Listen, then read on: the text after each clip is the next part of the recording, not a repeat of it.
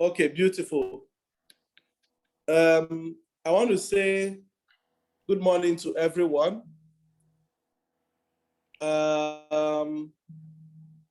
It's a privilege joining the ladies of the house, the women that are doing amazing things in the technology space today, as we celebrate International Women's Day.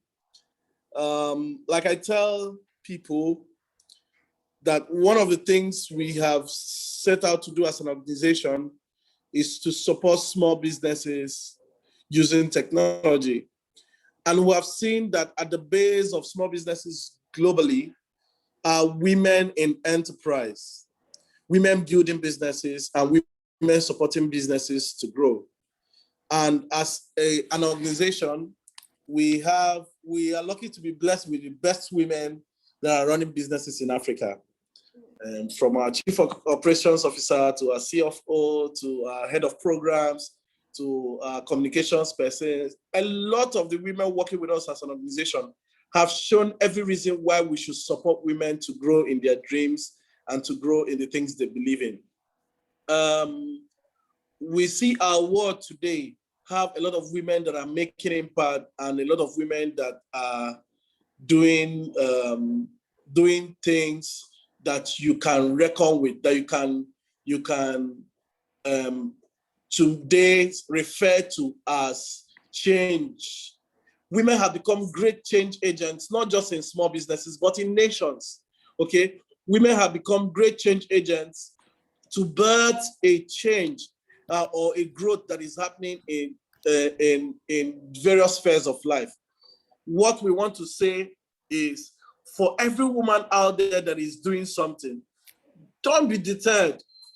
Don't think in terms of this is not meant for women. No, there is nothing that is not meant for women. Everything is meant for everyone. Growth is meant for everyone. If you think it and you can envision it, put in your best effort, okay? Put in your best effort to deliver excellently. Don't think in terms of let me just do half-baked service and people will understand me because I'm a woman. No, be world class in all things you do. Position right, position to be the great woman you are. Male parts, no, don't do that. Play well. See, let me tell you, I tell people that is going to succeed because we will treat women the same way we treat men. We will give a level playing field for women the same way we give women level playing field, men and women.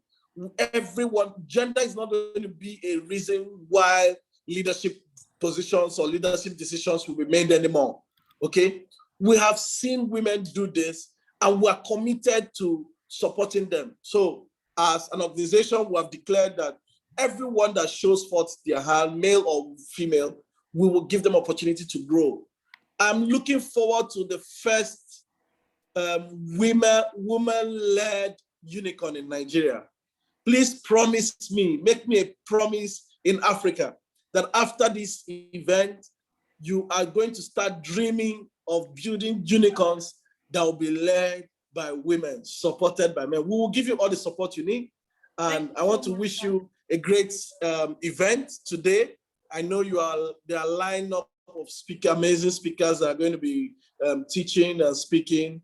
I'm going to be jumping in and out, and I want to wish you a great time. I know you have Bestie leading the sections, and our CFO, Gochi Chenna, and a host of other people, all the speakers, amazing speakers that have been selected for this event. I can see my auntie Ifoma Malo, okay? Amazing people that are here, and I wish you a great, great, great time today. Thank you so much. From us at IGHub, we want to say Happy International Women's Day. Thank you so much. Thank you, thank you, thank you. We really appreciate our CEO. Please, a virtual round of applause to our CEO of Innovation Growth Hub, Mr. Daniel Chinagozi. Is a great supporter of all the things that we do, and we really appreciate you. So we're going to go straight into the first panel of today's session. And our first panel will be talking about challenging workplace and societal inequalities.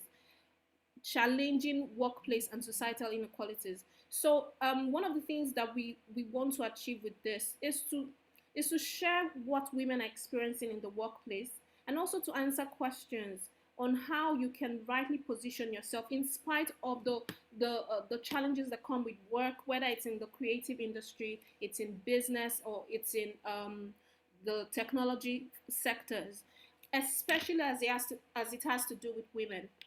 Okay, so we have Adeze Ngbahuru. She's a magistrate with the Abia State Judiciary. We also have Ifeoma Malo, the CEO of Clean Technology Hub. And lastly, we have Jessica Okoli. She's a director at the African International Trade Women Network. Please, if you're connected here, I'd like you to please indicate by raise. If you're already here, please indicate by raising your hand so that I can unmute you. I can already see your videos. Welcome, welcome, welcome. Please just indicate so I can okay. Okay. Please, you can unmute Madam Jessica.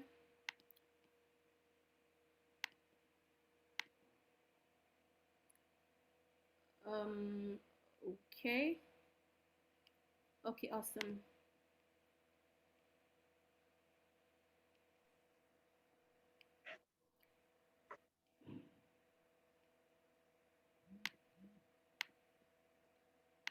Okay, I've just asked you to unmute. Okay, awesome.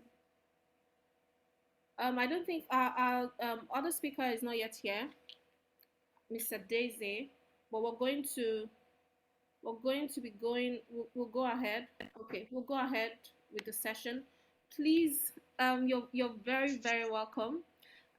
This is Ifoma and Jessica. Thank you so much for joining us and for honoring our invitation. We're going to be talking about the challenges that come with workplace and society and societal inequalities. But before we go ahead, please could you introduce yourself in 2 minutes? Tell us about yourself and the work you do.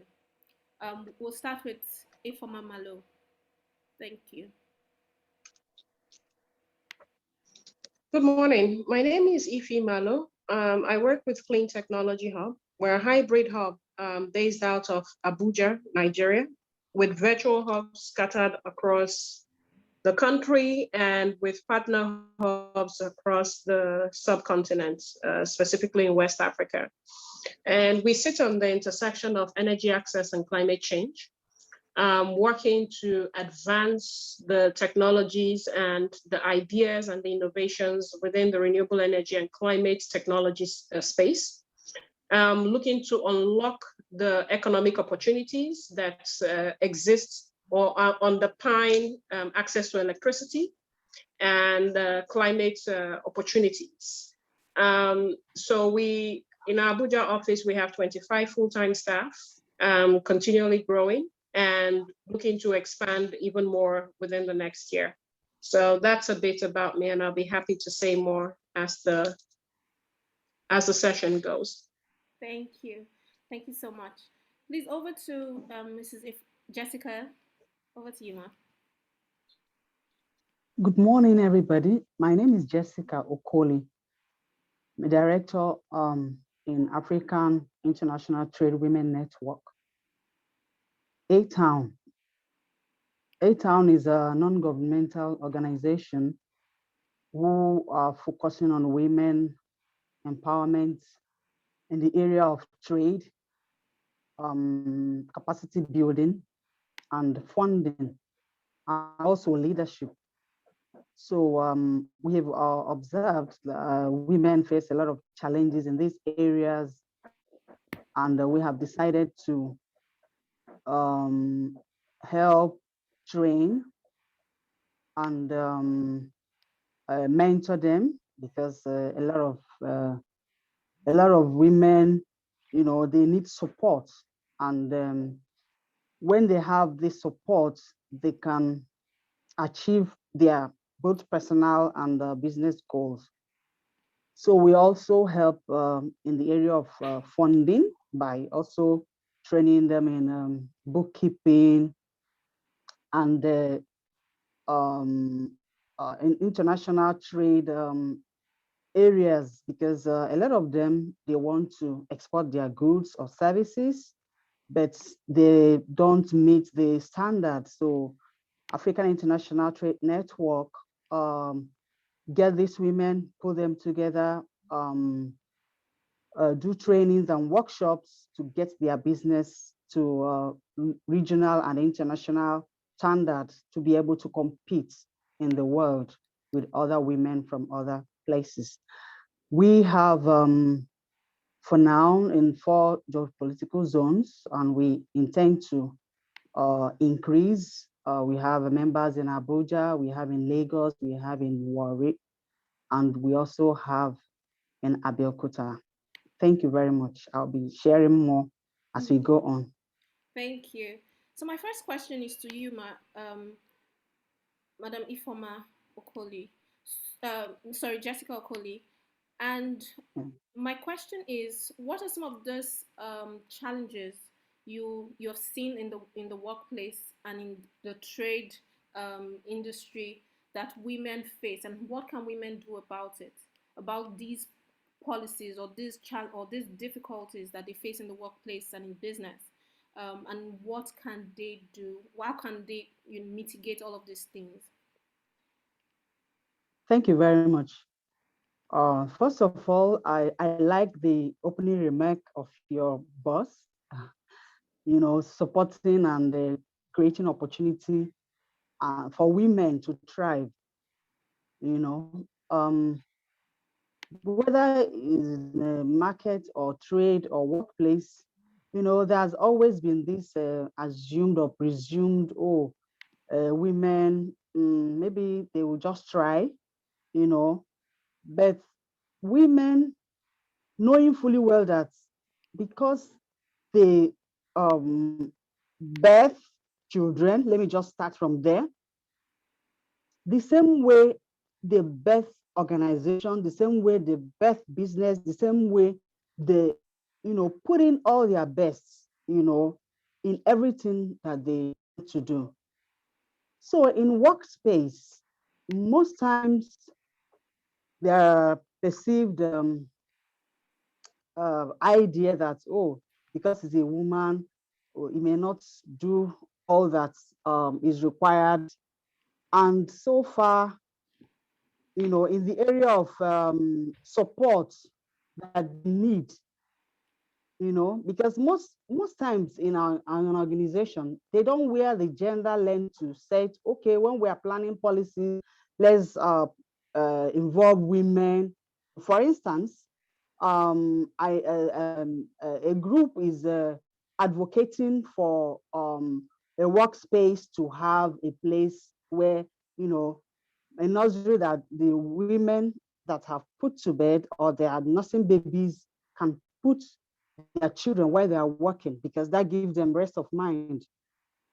So that could somehow, mitigate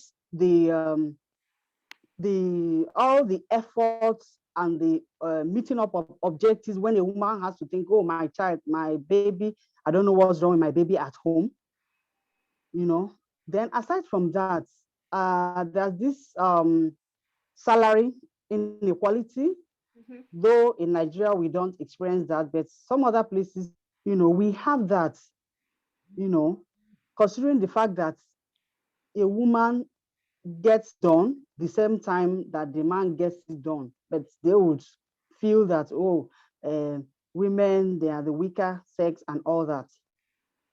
And the main thing I want to say, it has to start from home, because home bringing initially will train a child, whether male or female, this is how you perceive a woman, you understand?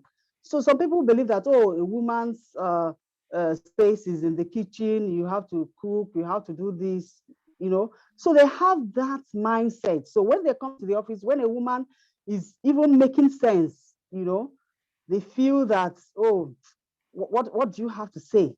After all, is it not? So they use the eyes of, looking at, oh, how they were brought up, how the sisters were being taken, looked at, and how their fathers have, taken their mother, or how they just view that, oh, a woman, this should be what the woman should do. But if a child is trained, you recognize, you don't bring inequality, you recognize everybody in their own strength. So I think that one would help in organization to see everybody the same way, because most times a woman is not heard because it's presumed that, oh, what can she do? Even though the women are, blazing the trails in different organizations now, even abroad. If we look at some place like Rwanda, they have a lot of women in their assembly, and they are seeing improvements. So women, because of the way we could be cultural, or social, that they are perceived, they stay at home, or is the man that will go to work, come back, So the same way when they see women in their office, they are not given the equal opportunity given to men. And a way, I just use that as an example. Then in terms of the trade, for instance, in the exports, the way women are treated, even though they know that, oh, a woman should not be, because you have kids, you have to worry about your kids. For instance, in people that export their goods, the way they are being treated, is not good, and sometimes, the bills or the fines, that they give them before you have to take, for instance, when people that go to Cotonou, what they have to go through before they get there and coming back, but if in the area of the policy or even in the environment from home, the man knows that, no, this person should be treated, equally, they should wear a gender lens while assessing or while treating a woman. Now, the solutions, one of it is having a clear understanding and communication. In offices, sometimes, when we have people seated not close, maybe every place is demarcated and all that, you don't even know the person that's sitting next to you. You don't even communicate, you know, uh, socially enough, for you to begin to think about the emotions that the person can be going through. You don't even know when, oh, as she's coming, is the child at home okay? Or is there anything that is bothering her? Because of course you have to achieve your goals and targets in the office, whatever challenging that may be. But if the person is not in the right frame of mind, you could somehow feel, rejected, and they may not understand exactly what the woman is going through.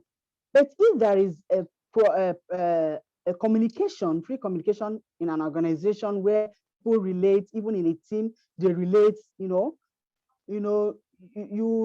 tend to see more of, oh, this is what this person is going through. So you know when to approach the person in a particular way, or when to down on her, or when to give her opportunity to do all that she needed to do. And sometimes also disagreement may come among the staff. So, but the most important thing I advise a woman to have in mind, or whatever it is that will come up, is communication.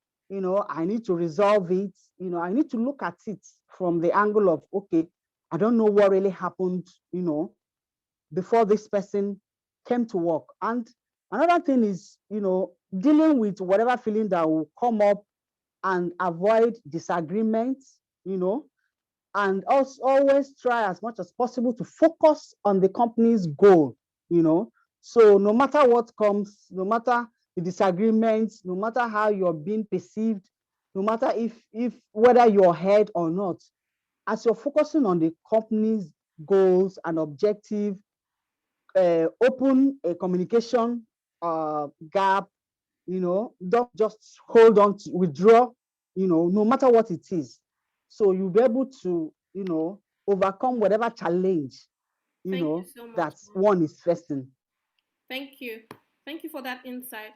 I like when you mentioned that some of these things come from home, and it also plays. So it means that as we grow up, or as we raise our children, or raise our families, it's important that we pay attention to the way we treat men and women, or treat ourselves generally. Thank you so much. So I'm going to ask my next question to Madam Ife Malo. You're in the technology space, and you've done an amazing job in the tech industry, especially as it relates to energy, or renewable energy. What has helped you to rise to where you are, and um, what advice would you give to women who want to go into tech, and how can they thrive? What would you say about that? So let me see if I understand your question. Your question is threefold. You want to know what has made me thrive. Mm-hmm. Yes. I think I missed the second one, and then what advice I have for other people trying to get into the tech sector. What was the second one? Sorry. It's two questions. Okay. What has helped you to thrive, and what would you advise people who want to get into the tech sector? So thank you again for having me on this session. I think, the more we're having this sort of conversations and we're able to share experiences, the more that we're able to build a community of women who are potentially going to take over the world. I want to say right off the bat that, when people ask these questions, I don't like to give cliche answers of hard work. So there is that. I mean, but I also want to put out the fact that there are several people who work hard and still don't get to succeed as much. I'm going to answer your two questions in one, those two questions in this way, and using three examples. One of them is actually, for women, younger women who are coming, or rather, let me take it back 2 steps. For the longest time, I wasn't sure what I wanted to do. I'm a lawyer who has an MBA, who has an IT degree, who has a policy degree. I did several things before I sort of found my niche in the tech and energy access sector. And I think what allowed me to get where I am is the collection of all these experiences, right? And so I had parents who sort of believed in me and spoke life into me every day and told me I could be everything I wanted to be. You must have people like that around you if you're a woman. Not people who lie to you, but people who actually just validate you and value your essence as a human being first, and then as a woman. So I had that. There was that support from the beginning. The other thing was that I was allowed to make mistakes. And those mistakes I did not allow define me.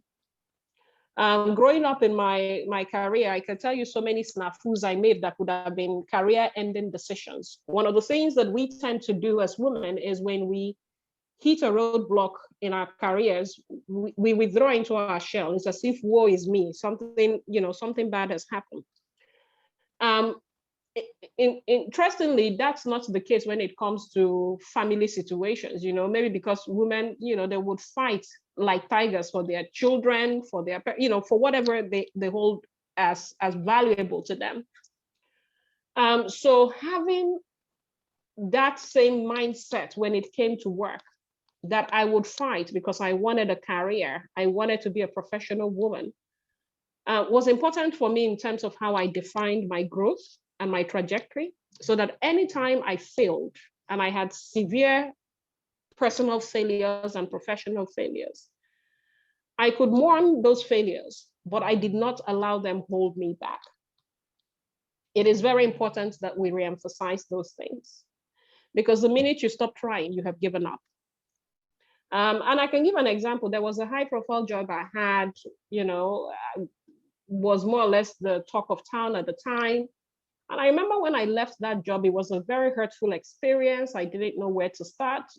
After 2 months of just sort of mourning that whole experience, I sat down and started applying for things that I didn't think, I just started applying for fellowships. I decided it was for me, do I want to go back to school again and do another degree? I said, no, but I like intellectual things. So let me apply for fellowships. Those fellowships, I can't tell you, I got into quite a few of them, have opened up numerous doors for me that allowed me, get into networks where people were now saying, oh, you have this degree, you have this skill, you've worked here, you've done this, come and join us on this project. Very simple ABC. So I didn't go back immediately to go and start looking for work. It was me saying, okay, let me even just, figure out what my next stage is, allow my brain cool off, allow myself sort of heal from that experience, but also figure out what sort of networks I can get into that can help me sort of figure out a pathway to grow. And that was something else that I did. I think the third and most important, so never give up is what's that, you have to have resilience, never give up. You must always, you mourn as much as you want to, cry as much as you want to, but to know when to stop, clean your tears, wear your big girl pants and get up the next day, and keep moving.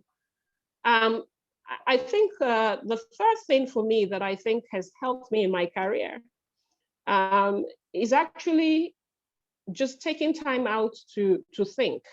I'm somebody, and I understand that women, because we have several other things pushing and pulling us, family, commitments and all of those things.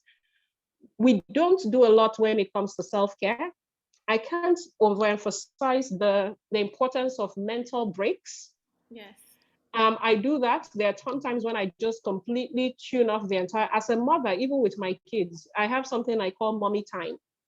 When it's mommy time, they know nobody comes to knock on my door, or if I'm sitting in my garden with my bottle of juice, that, that's mommy's time, so because there is no way that I can be this full person, with them, if I'm not okay, if I'm struggling with so many things. It would affect my parenting skills and my parenting ability, or even the ability for me to manage my team.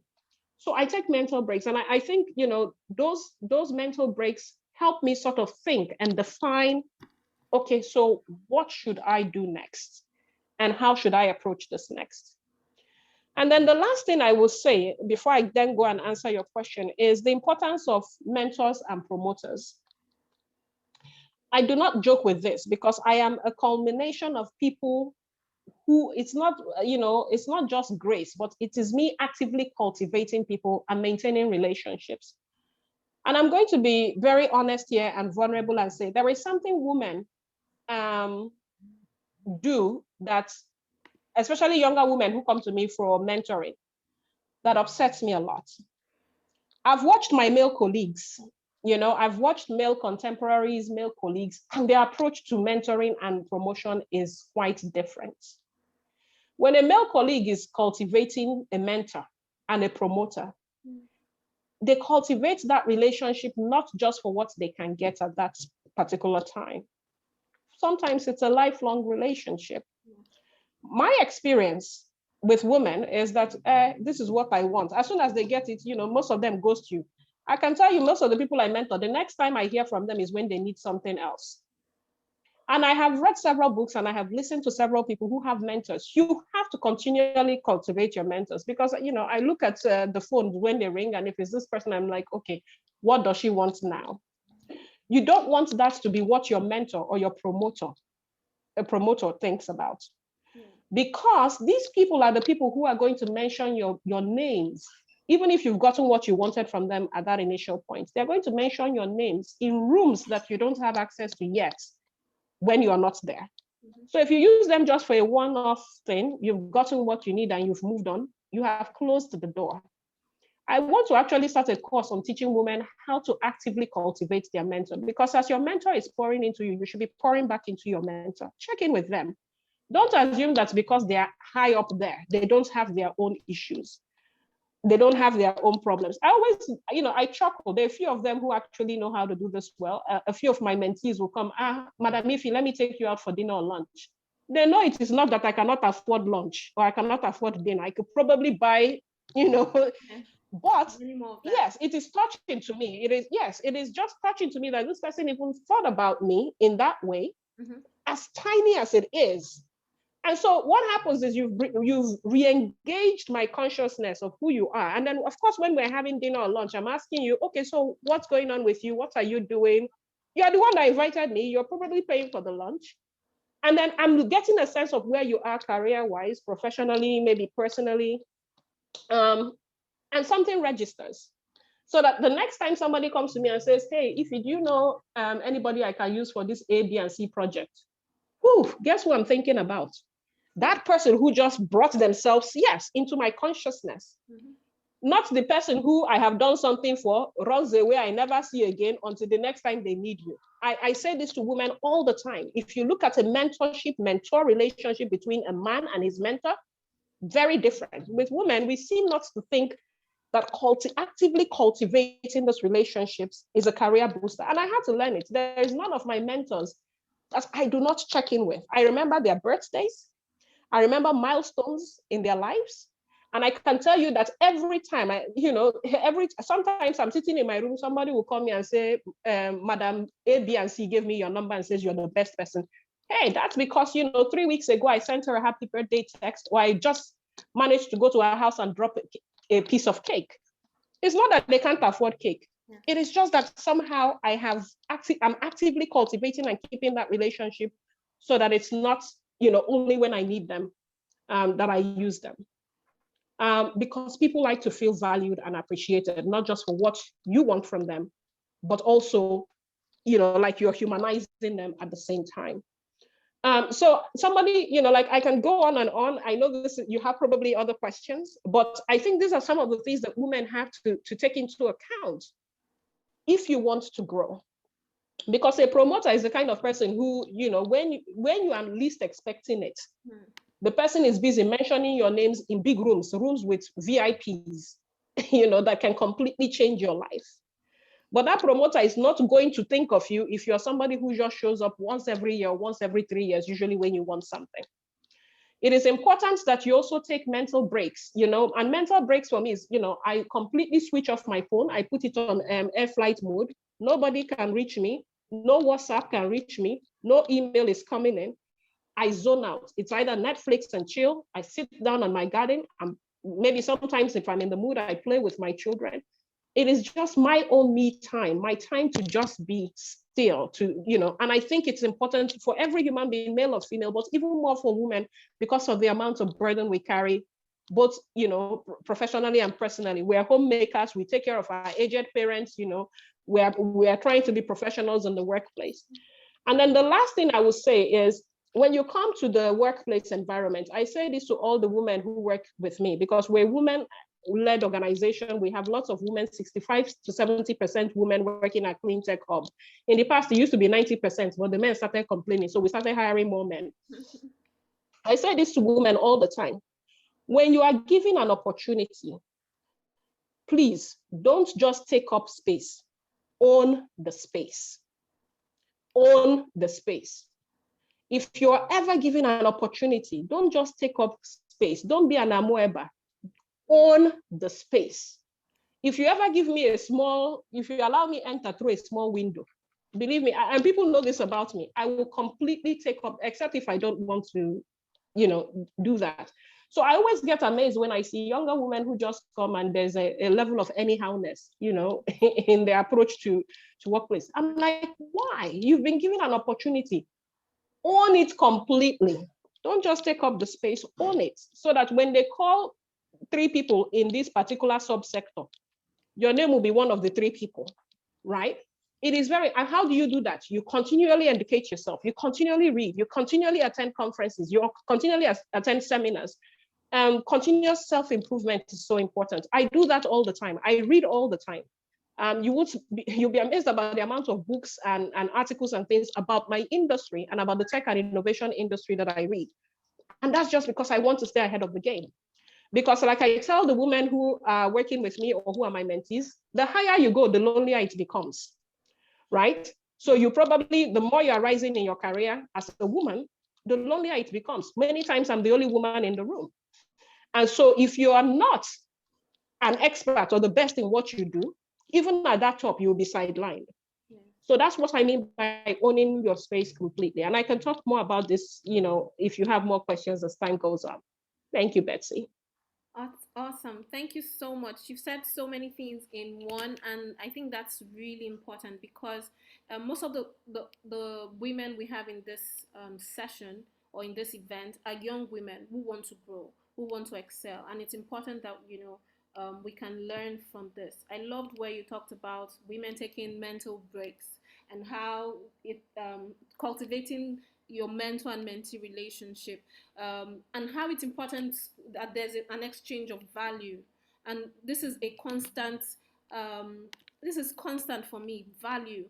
If you ever get into any space or get into a relationship with anybody, it doesn't even necessarily have to be a mentor. But if you ever have an opportunity, make sure you're giving value in return and make sure you're maximizing such opportunities. Honestly, the world is not equal. We don't know when it will become equal, but the much resources that we have as women, we must maximize it. The last question for this panel session before we go ahead to take questions and answer is on motherhood. So most of the time when women have children and are still in the workspace, by the time they probably leave the workspace and to have their maternity leave, by the time they get back, they're probably maybe the same people they were on the same level with have probably gone ahead of them, and they come back and it's sometimes it feels like, oh, like they are lost. Or sometimes there's this inequality, oh, it's because she's a woman, oh, because she's like, there's just this stereotype that's associated with women as mothers and as career women. How can women find a balance so that they can manage their homes, very well, and they can also manage their careers without any one of them suffering? And I'm going to ask, first throw this question to you, Mrs. Ifoma, and then Mrs. Jessica.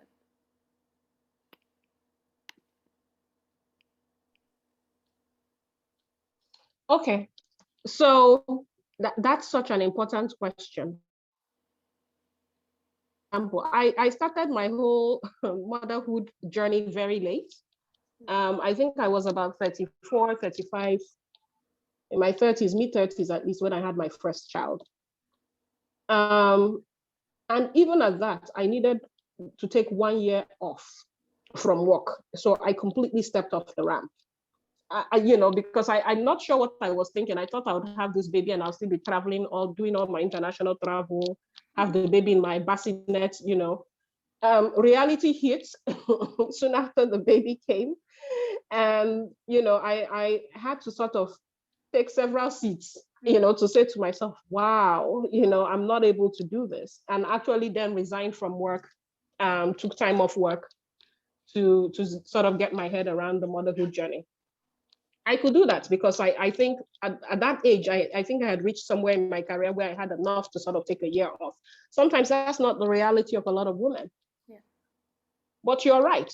Getting back into the game after 1 year was hard, even with all my qualifications. Remember, at the time that I took that break, I already had 7 degrees. 4 of them were masters, 3 of them from an Ivy League university. I graduated from the Harvard Law School. So it wasn't that I was not qualified. I had worked for 2 ministers at the time that I had my babies. One was a Minister of Power. The second one was Minister of Finance, Dr. Konjoy Weller. So people were not questioning my qualification or whether I could do the work. It was just still very difficult. Again, if I sent out 100 applications and I got 90 rejections, the next time I was sending out application, I would send out 150. Because at that point, again, like I had taken off 1 year of work, lived off savings for 1 year, now had a mouth to feed, that wasn't just me. So I was responsible for another human being. So the whole notion of failure was just not even an option for me. So I dug my heels in completely. And I say this so that women don't again think, because I don't like when people come for this sort of webinars, they're telling stories of grace, favor, and are not giving you practical examples of what they did, so that you know that it was hard for me. If it was hard for me with 7 degrees and all of the qualifications and experience, it's likely going to be hard for you. The space is for women to grow professionally, especially when they take out family time, and especially in countries where there isn't family and parental leave, and especially in countries even where there's family and parental leave, you still suffer inequities are very high. So with women, you have to I always tell my team, please put your ego in your handbag. There is no job that is too small for me to do. With my team, if we have something to deliver, the same way I learned with Madam Okonjo-Iweala, who was my boss, she would be in the office with us till 1 a.m. This was a woman who was in her 50s, had been minister twice, was World Bank MD once. What did she do? She was a mother of 4 and grandmother of 3. What was she doing in the office by 1 a.m.? If she can do it, what is my excuse? Was what I used to ask myself. So when there's work to do with my team, we all stay in the office together. There's no going home, to go and, do you understand? Yeah. We all do it together. So one of the things I learned from her really was, you have to be a part of the team. There is nothing your team is doing that you shouldn't even not know how to do. Right? You have a deadline to meet. All of you, get your hands dirty. I learned that from my bosses, Okonjo-Iweala, Ezekwesili. Get your hands dirty and do the work. So I put my ego in my handbag. There is nothing, even down to accounting and bookkeeping. I get involved in those things. And so coming back to the workplace thing, I don't also, women have to be able to know how to negotiate their spaces when it matters to them. If you're in that sort of situation where you have taken time off work and then you're trying to get back onto the ramp, and you get back onto the ramp and you're still struggling, please go and negotiate that space with your direct supervisor, but which is where a lot of the soft skills we talk about, you need to build a rapport with them. Yes. And you need to have built a record of excellence for them to even be listening to you. Because if you're the kind of person who delivers all the time and you come to tell your boss, okay, I'm back at work, but I don't think I can continue full-time. Can I go part-time? Because of your track record in the past, you'll be considered. But if you're the kind who has been doing anyhow, and you come with that request, you know what they will tell you? Why don't you just go and stay home and look after the children? Yes, because like I said, the workplace is very competitive. Until we have enough women in managerial, executive, decision-making positions, it's not going to change. And this is why, as we're rising, it's also important for us as women to actually compete less and pull each other up. I don't, whenever I'm invited to a panel to speak, one of the first, and Betsy will confirm this, I always ask who else is on the panel. If you're bringing a panel of all men and I'm the only woman on the panel, I do not accept your speaking invitation. It is a decision I made 4 or 5 years ago, especially in my industry, because, I work in energy sector where there are a lot of men, amano, those sort of things.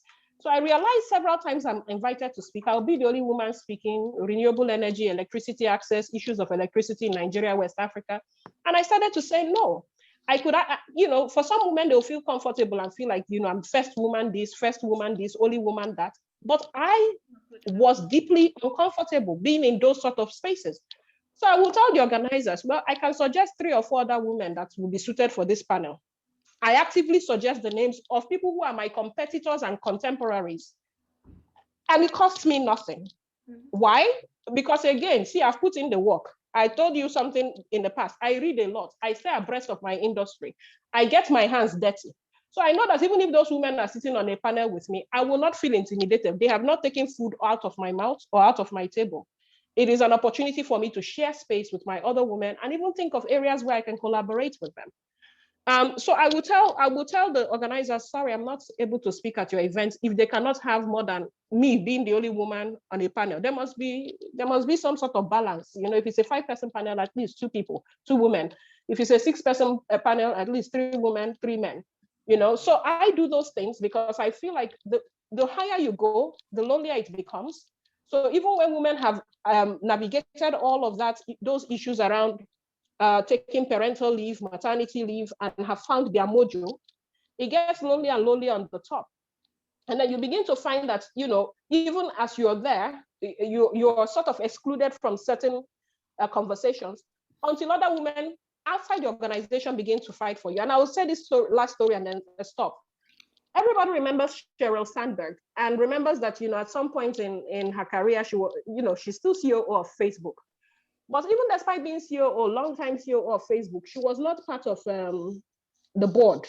They didn't make her a part of the board. I've never seen an organization where, at that level, where the COO is not part of the the board, they didn't give her a board appointment, even though she was, It took other women, and she had written a book about leaning in about that then. It took other women that were not part of Facebook, were not even in the tech industry, to start questioning her boss, Mark Zuckerberg, to say, why is Sheryl, who is like driving the brains and the operations behind your organization, not sitting on the board? But Sheryl was very comfortable being first woman at a multi-billion-dollar, Facebook, whatever. And other women outside were saying, it is not enough. We want you to be at the decision-making table, because right now you are just a staff. COO, you are just a staff. By the time you're on the board, you'll be able to advocate for those gender policies that would help many of us coming after you, or many other women coming after you, to find it easier than you have found it. And that's when, I think, about 2 years or 3 years after that agitation, and then she was now made a board member. But it took other people advocating for her, even at that level. So I just wanted to put out a few of these ideas and these thoughts so that people understand. If you're pregnant, you take time off, you come back. Please don't, like, those things are valid. Every woman is not the same. Every woman's pregnancy is not the same. Every woman's situation is not the same. But at least you must bring your A game. Put your ego on the back burner. Don't be making demands and be a diva. Get the work done so that when you are now trying to negotiate space and negotiate for concessions, you will be considered. Thank you, Betsy. Awesome. Thank you so much for that information. I actually loved where you said women should bring in their A game. And if you feel like it's becoming overwhelming for you to handle, feel free to negotiate your position. And I think if there's anything you're going to take away from here, is to learn how to negotiate. Go online, learn what it means to be able to negotiate your position, whether it's in the workplace, whether it's in business with your clients, because you can really make a difference with the things that you do if you can make your points known and in a very clear and easily understandable manner. So I'm going to go over to Mrs. Jessica. Please, in a few seconds, in a few minutes, what would your advice be for women to manage both the career and motherhood? Thank you very much. I think it would be easier for me to also use myself as an example. When I was in corn oil living, because it was being bought over, I decided to go work in my career. I went to speed writing. After that, I got a job, PA to a construction company, and it was really overwhelming. But during my training, I was told that you have to separate the home and the office. So when I'm leaving home, I delete everything about home in my brain, as in knowing that I'm going to work. So once I get to the office, I know, because your BA to the MD, everybody will be coming to you. So I decided to focus on the work and get things done, irrespective of, challenges or intimidation from engineers and all that. How can a woman be telling us what to do and all that? So, and after that, you come back home. Immediately I open my door, I remember, oh, what are the things? It doesn't mean that I forgot about it. In my thinking, I already planned out that, oh, I don't want to think about. You deliberately decide on what to think about so that it's easier for you. Of course, you would have taken care of your home, planned things. Then I hadn't a child. But when I now got pregnant, it was something else. You know, my boss wife started seeing me as something that's meanwhile, I didn't even take leave for like 2 years. They will travel abroad. I will run the office and all that. So, but I kept on doing, you know, what I was supposed to do. So when I got pregnant, she started, you know, behaving somehow, you know, but I didn't let that deter me. I continued to be who I was. And when I put to bed twins, I mean, it's not easy. But I made up my mind that after having my baby, I was going to take rest, you know, before I get back to work, you know. So what I would advise is, if you know that, for instance, you're pregnant or you have a child or you need help, please look for help. Like when I was pregnant, I had to look for help. Oh, you want to come? Because twins is not easy. It's a bit of a pressure. So I had enough, you know, hands to support me so that I will be able to focus on trying to look for, okay, what else can I still do? But at the same time, you have to, like, I decided to give myself 6 months. After 6 months, I took another 6 months, you know. Of course, when you finish, you want to get back to work. I decided that after this, I'm going to start my entrepreneurship. So I didn't want to go to work for anybody so that I could, on my own, work out, start planning, start reading, start researching, you know, decided to work on my passion, you know, and start putting things in place, start taking trainings while I was on maternity. I was taking courses, I was, you know, learning, I was being mentored. I always took time off to do things. So after that 1 year, I started my business. It's not easy, but once you have a good team, it doesn't matter, you can just start alone. Most women started from being a solopreneur before they started.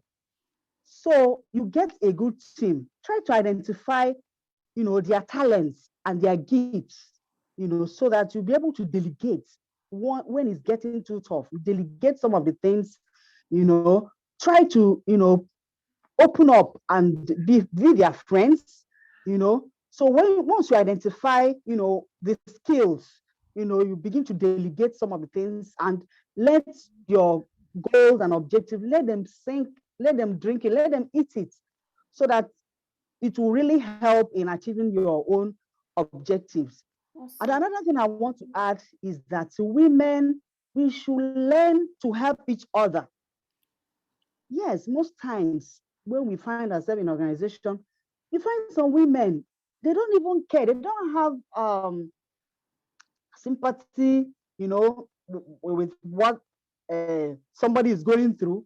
See yourself, oh, I'm a woman, I went through this. So when you see another woman, you know, it's very important. This is very, very important, because at times you will think, how can a man will treat you like this? Is he a woman that will now be being this, you know, harsh, you know, talking to you? After all, you still had your child. You went through maternity. So why can't you understand another woman's feeling? So also trying to help another woman, you know, teach the person, even though some of them, like the Mrs. Former said, some of them, they don't try to cultivate relationship. It's very, very important. Hang out to unwind, you know, to be able to understand each other. There you can discuss businesses, you can get contacts there. And let's try as much as possible to help another woman, because when you are helping a nation, because a woman will go there and remember others. Thank you.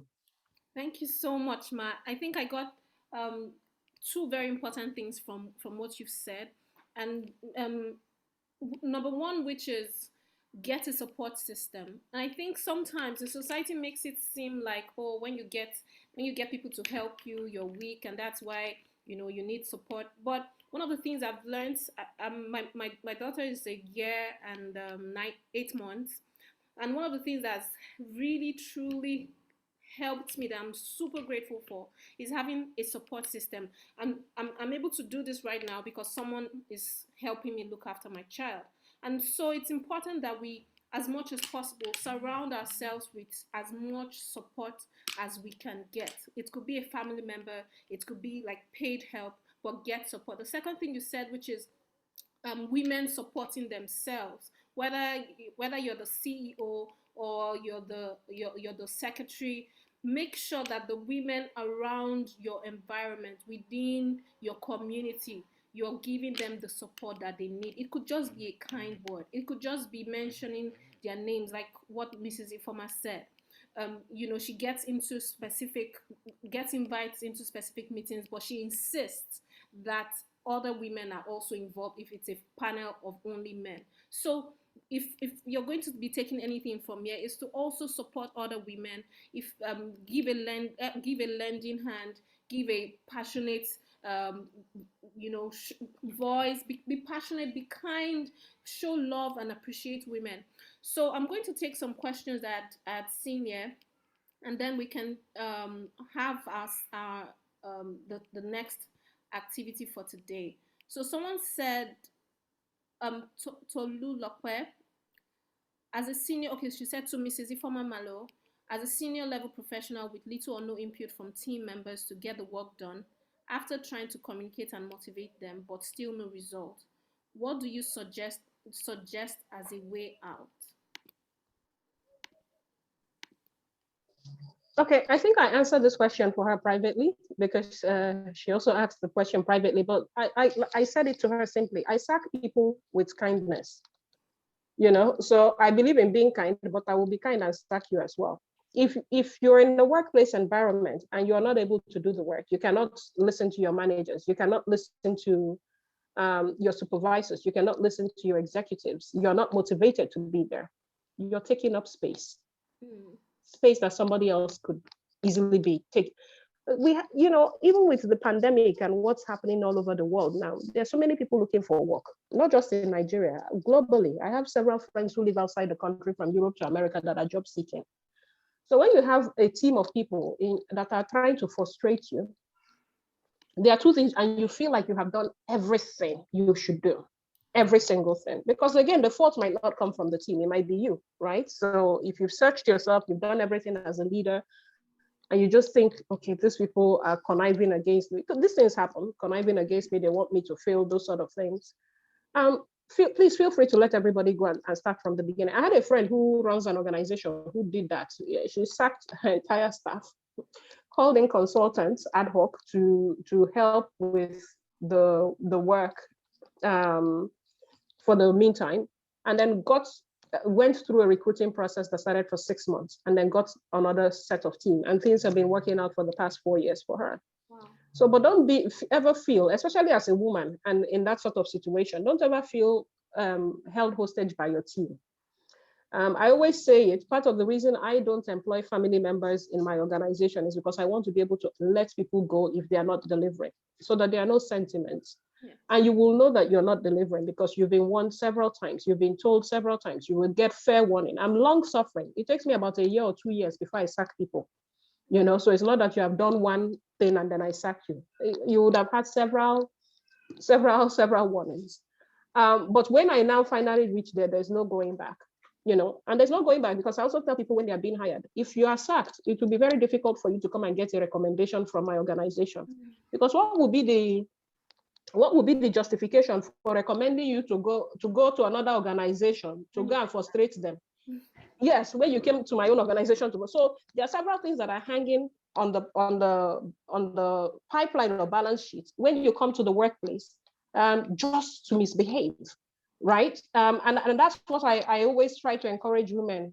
No matter how hard things are, your boss might not be the kindest person, the warm, fuzzy person. And that's another thing, because people always want to attribute women. Why do you come to the workplace and expect the woman who's the boss to be your mother? Why can't she just be your boss the same way a man would be your boss? Please treat her as a boss. Go home and meet your mom and your aunties, be able to demarcate those relationships. Treat her as a boss.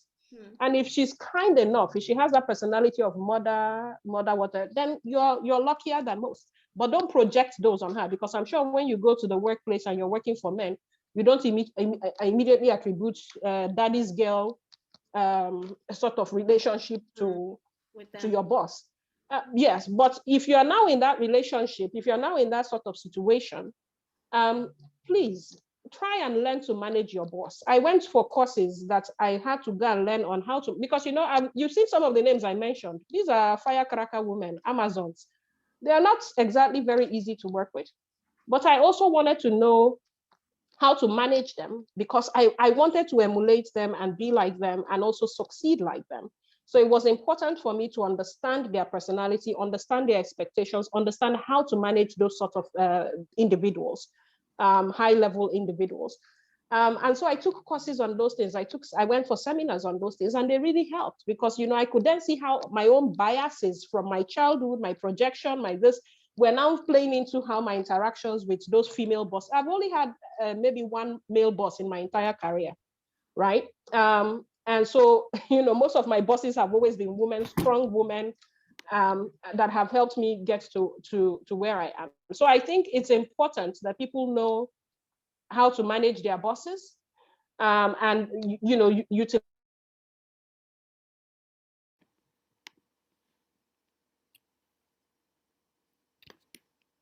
Okay, I think it's the network. If you're still here, please type 1,000 in the comment section. If you can hear me, type 1,000 in the comment section.